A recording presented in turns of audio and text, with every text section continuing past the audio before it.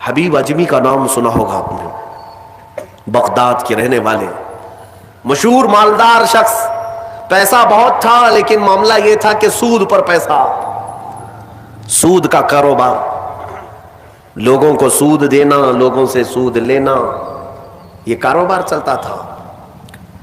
مسلمانوں اگر اپنے معاشرے میں سود کی بلا ہے تو فوراً توبہ کر لو۔ میرے آقا صلی اللہ علیہ وسلم کا فرمان عالی شان ہے، جس نے سود کا ایک لقمہ کھایا وہ گناہ اتنا بڑا ہے کہ جیسے کہ کعبے کے سامنے اس نے اپنی ماں سے زنا کیا۔ یہ بہت خطرناک چیز ہے، لوگ اس کو آج ہلکے میں لیتے ہیں۔ پیسہ ڈبل کرنے والا سسٹم مسلمانوں کو بہت جلدی پسند آتا ہے، کوئی بھی آ جائے کمپنی، چیٹ فنڈ کمپنیاں صرف مسلمانوں کے محلے میں ہی کامیاب ہوتی ہیں، باقی جگہ نہیں۔ لاکھ روپے دو اور تم گھر میں نواب صاحب بیٹھے رہو، ہر مہینہ 10-10 ہزار آتا رہے، یہ پتہ ہی نہیں کہ کس طرح سے آتا ہے۔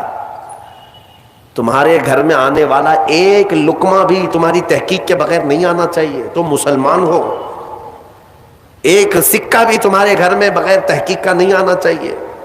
اگر مشکوک، یعنی جس میں شک ہے، حرام کی بات نہیں کر رہا ہوں، حرام تو بڑی بات ہے، جس مال میں شک ہے اس مشکوک مال کا بھی ایک لقمہ کھا لیا تو اولاد بگڑ جاتی ہے۔ بزرگوں نے فرمایا اولاد بدتمیز پیدا ہوگی، بد اخلاق ہو جائے گی، کردار سے عاری ہو جائے گی، اس کا خیال رکھو۔ تو میں عرض یہ کر رہا تھا کہ حبیب اعجمی سود کا کاروبار کرتے رہے۔ ایک دن ایسا ہوا کہ اپنی بیوی سے گوشت لا کر دیا اور کہا کہ پکاؤ۔ بیوی نے کہا لکڑیاں نہیں ہیں، کہا کہ میں فلاں کے اوپر میرا سود آتا ہے، سود میں وہ لکڑیاں لے آؤں گا، سود میں لکڑیاں بھی، گھر کا آٹا بھی سود میں لا کر کے دیے۔ بیوی نیک تھی، سمجھاتی رہی۔ اس دن دعا کرتی ہے مولا میرے شوہر، میرے سرتاج، میرے رفیق حیات کو ہدایت دے دے۔ جب چولہے پر یہ ہانڈی رکھی گئی، کھانا پک گیا، یعنی سالن پکا، تو اس نے اتارا، حبیب اجمی دسترخوان پر تھے، ہانڈی کھولی گئی تو اس میں پکتا ہوا خون تھا، خون کے علاوہ کچھ نہیں۔ حبیب اعجمی نے پوچھا یہ کیا ہے؟ بیوی نے کہا جب لوگوں کا مال سود میں لا کر کے دو گے تو اللہ تعالیٰ تمہیں دنیا میں ہی خون کھلا رہا ہے، آخرت میں کیا عذاب ہوگا۔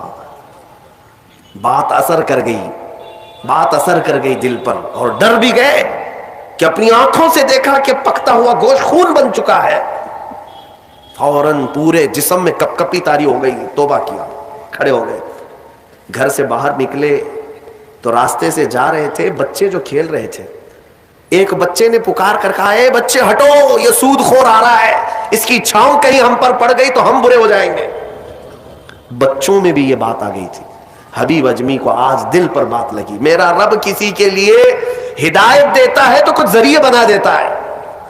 حبیب اجمی اب رونے لگ گئے کہ میں اس قدر خستہ ہوں، اس قدر بدنام ہوں کہ بچے میری چھاؤں سے بھاگ رہے ہیں۔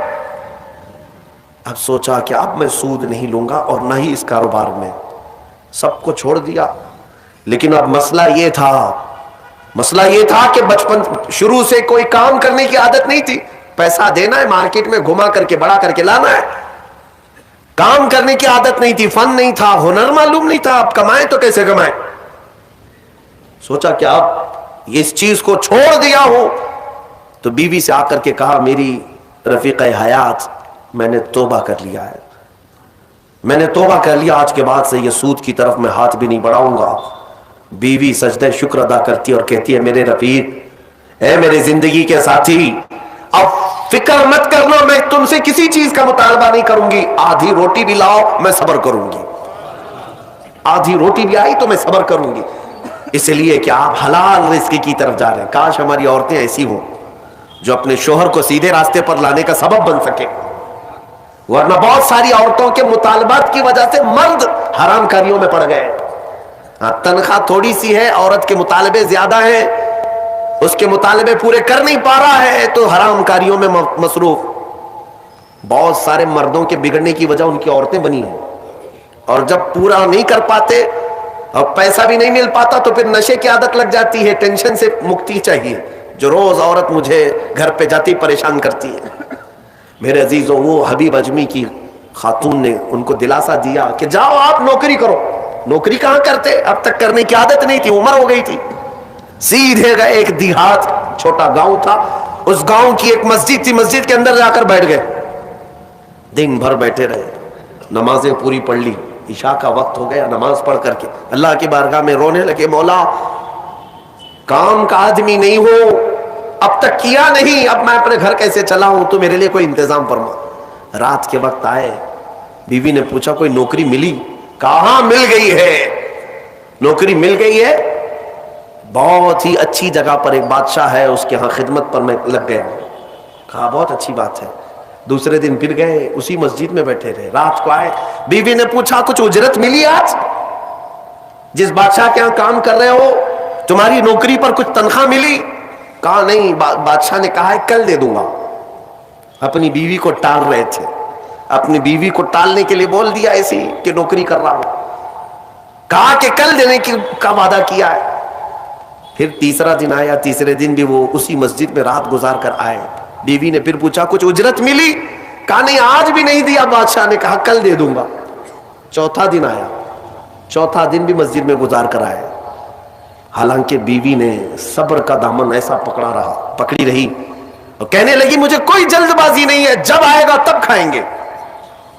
4 دن ہو گئے. آج پھر رات کو بیوی نے پوچھا کچھ تنخواہ ملی؟ گھر کیسے چلے گا, 4 دن سے چولہا نہیں جلا گھر پہ. کہا آج بھی بادشاہ نے نہیں دیا. کہا کل دوں گا. روز کل, روز کل. 5 دن گزر گئے. اس کے بعد وہ 5ویں دن ایسی ان کی کیفیت تھی کہ اب رات جب بہت زیادہ ہو گئی تو گھر کی طرف پلٹ رہے تھے, پاؤں بوجھل ہو گئے. پھر بیوی پوچھے گی آج تنخواہ ملی؟ روز جھوٹ بول رہا ہوں, روز جھوٹ بول رہا ہوں, مجھے کون تنخواہ دے گا؟ آج کیا بولوں اپنی بیوی کو, اپنی شریک حیات کو. جب وہ واپس پلٹے تو آج رات کو اپنے گھر کے باہر ہی دیکھتے ہیں گھر میں خوب اجالا ہے, گھر میں روشنی ہے. گھر کی طرف آگے بڑھتے بڑھتے آئے, میری بیوی سوئی نہیں, انتظار میں ہوگی, پوچھے گی کیا اجرت ملی, تنخواہ ملی. لیکن جیسے ہی گھر کے اندر گئے, بڑا سا دسترخوان بچھا ہے, ہر قسم کے کھانے لگے ہوئے, کھانے لگے ہوئے ہیں. حیرت میں آ گئے, 5 دن کے کمانے کا کوئی ذریعہ نہیں, میری بیوی کے پاس بھی اتنا مال نہیں, یہ کہاں سے آیا دسترخوان؟ بیوی کو جلال میں پوچھنے لگے یہ دسترخوان کہاں سے آیا, یہ کھانا کیسے آیا؟ بیوی کہتی ہے کیا مذاق کرتے ہیں آپ, کیا مذاق کرتے ہیں آپ؟ آپ جس بادشاہ کے ہاں کام کرتے ہیں وہاں کا ایک سپاہی آیا تھا, وہی دسترخوان لے کر آیا اور سارا کھانا اسی نے دیا ہے, اور یہ مجھے کہہ کر گیا ہے اے خاتون تیرا شوہر رات میں آئے تو اسے کہہ دینا یہ تو 5 دن کی اجرت ہے, اور محنت کرے گا اور اجرت دی جائے گی. حبیب اعجمی غش کھا کر گر پڑے. بیوی نے اٹھایا, پوچھا کیا بات ہے, کیوں غش کھا کر گر پڑے؟ ہوش آنے کے بعد کہتے ہیں میری رفیق حیات آج سچ بتاتا ہوں, میں نے کوئی نوکری نہیں کی, میں نکما آدمی, کوئی نوکری نہیں کی. مسجد میں جاتا تھا, خالی بیٹھا رہتا تھا. آج ڈر کر کے آ رہا تھا کہ تجھے جواب کیا دوں گا. وہ رحمان اس قدر غیرت مند ہے اپنے بندوں پر, اتنا رحیم ہے کہ تیرے سامنے شرمندہ ہونے سے بچانے کے لیے وہ جس کو بھیجا مولا وہ کسی بادشاہ کا سپاہی نہیں, وہ اسی رحمان کا کوئی فرشتہ آیا تھا جس نے کھانا دیا ہے. عزیزان گرامی, کہنے کے لیے بہت ساری باتیں ہیں, لیکن میں اتنی بات عرض کرنا چاہتا ہوں. زندگی گناہوں میں گزری, ایک بار توبہ کر کے حبیب اعجمی کے آ گئے اور مولا کریم نے اپنے سارے دسترخوان ان کے لیے کشادہ کر دیے. اس کے بعد جانتے ہیں حبیب اعجمی اسی دسترخوان سے اٹھ کر کے جو چلے گئے, ایسی عبادات, ایسے مجاہدات کیے, اللہ اکبر, اس مقام عظما پر فائز ہو گئے تھے کہ جس مقام کی غوث اعظم عبد القادر جیلانی بھی تعظیم کیا کرتے تھے رضی اللہ تعالی عنہ. میرے عزیز و حبیب اعجمی اللہ کی بارگاہ میں وہ مقبول تھے کہ حضرت فضیل بن عیاض ایک دن ان کے پیچھے مغرب کی نماز پڑھنے کے لیے آئے. حضرت حبیب اعجمی کی زبان میں تھوڑی لکنت تھی, تو قرات میں ان کی لکنت سمجھ میں آ رہی تھی, تو فضیل بن عیاض پیچھے سے نماز توڑ کے چلے گئے, اس کے پیچھے میں کیسے نماز پڑھوں. فضیل بن عیاض بہت پائے کے ولی ہیں, کہتے ہیں میں گیا تو 3 دن تک میری عبادت کا ذوق ختم ہو, لطف ہی ختم ہو گیا. میں بارگاہ مولا میں رونے لگا کہ مولا مجھ سے کیا خطا ہوئی. رات کے وقت مجھے غیب سے ندائی کہ فضیل تو نے میرے محبوب حبیب کی صرف زبان دیکھا، اس کے دل کی پاکی کو نہیں دیکھا. وہ اللہ کی بارگاہ کا مقبول ہے. جب چھوڑ دیتا ہے پچھلی چیزیں وہ رحمان اتنا محبوب بناتا ہے، اتنا محبوب.